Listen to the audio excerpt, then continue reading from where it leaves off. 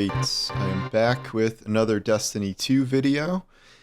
This time we are talking about the current event that is going on that is no longer quite as bad as it once was because Bungie made some fixes about power level and modifiers and getting the dread out of there.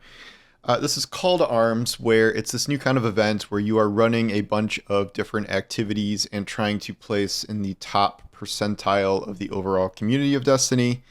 I woke up this morning to find myself bumped out of the top 10% in all three of the events I've completed, down to top 30%, which is enormously frustrating as I'm trying to get this cosmetic helmet ornament that's like for this event only.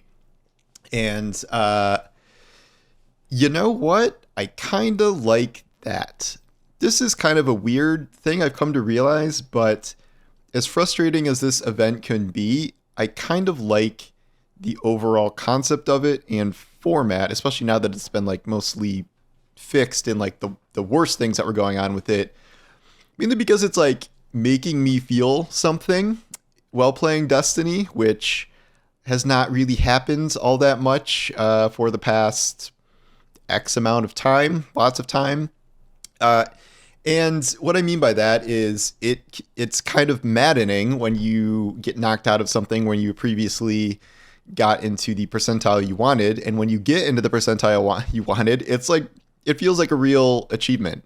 Whether you're going for the top 10% for the helmet or the top 1%, which seems insane based on how I've seen this scoring, for it's just an emblem or something, and then lower tiers are there's a shader that I do want. It's like a cool camo shader, and if I get bumped out of that, I'm gonna be extra pissed. But the fact is even if this is inspiring like some negative emotions, I do think that this event is something that Destiny has kind of been missing in terms of like a competitive nature where, you know, what do we, Guardian Games? Oh, come on. Like, that's not a real competitive event. It's just bullshit. And like, you know, it's just going to rotate around the classes and like no one really cares because you're not really winning anything all that significant.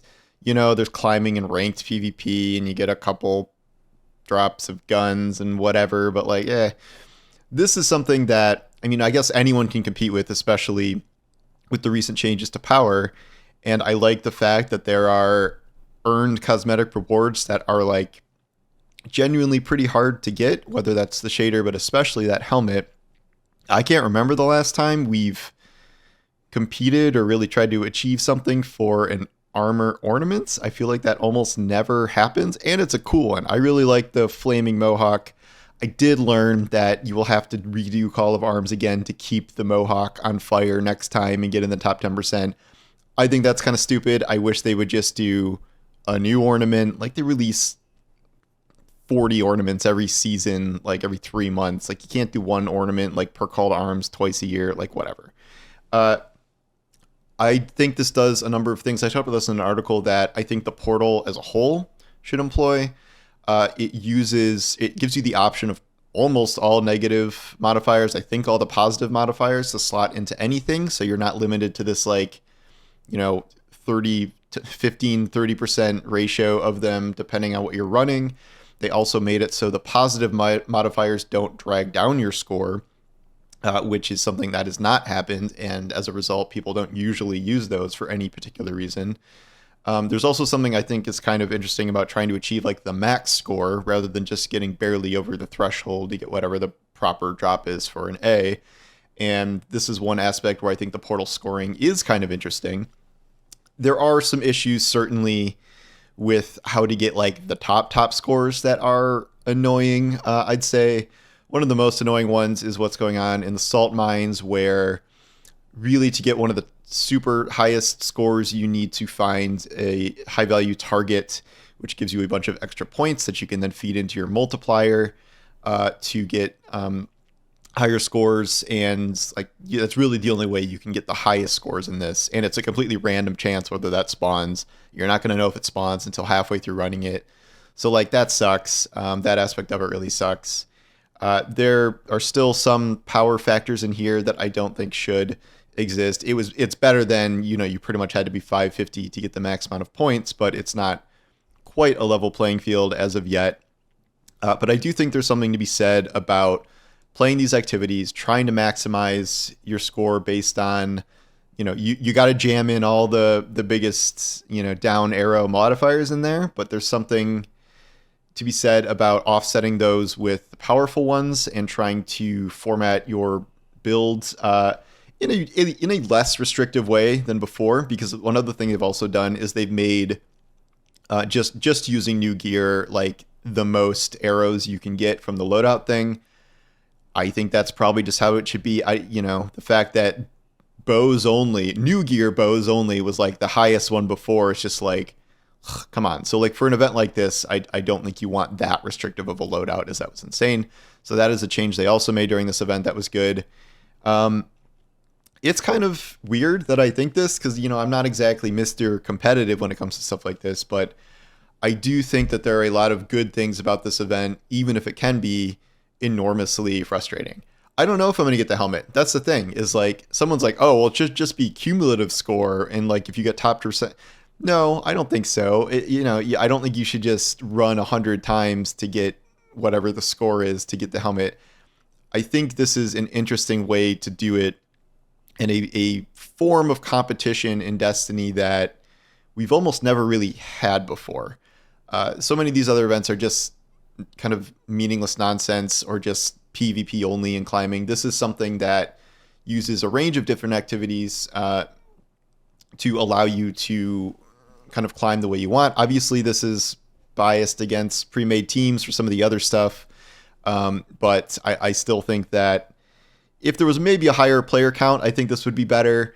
I've done the multiplayer ones with my friends, whereas I've also tried to do them with randoms, and like because I'm like 495 or something, I'm getting kicked out of groups, and it's like, Jesus Christ, like, come on, man. Like I can do all the things, like, believe me. So using like Fireteam Finder for that is kind of frustrating, but I don't know. I'm Mr. Negativity, especially these days, and I don't really expect a ton of people to agree with me here. Usually when I'm liking something, a lot of people like it. When I'm hating on something, a lot of people hating it. I don't change my opinion based on that, but this is something that, outside of like some pretty specific issues that can be frustrating with getting top scores, I think the events, especially after the changes they made at least, is a good one, and something that I would be interested to play multiple times a year, and something that I do feel the drive to earn a cosmetic for. If they just do the thing next time with the same helmet, no, it's not going to be as fun next time, because I won't really care. But like, oh, I got to get the Mohawk on fire. Like, if it was a new ornament, like, yeah, I would be much more into that. And I think that that's what they should do. If they don't, I will retract some of these things about how the event is. But at least in its current form, I do like it.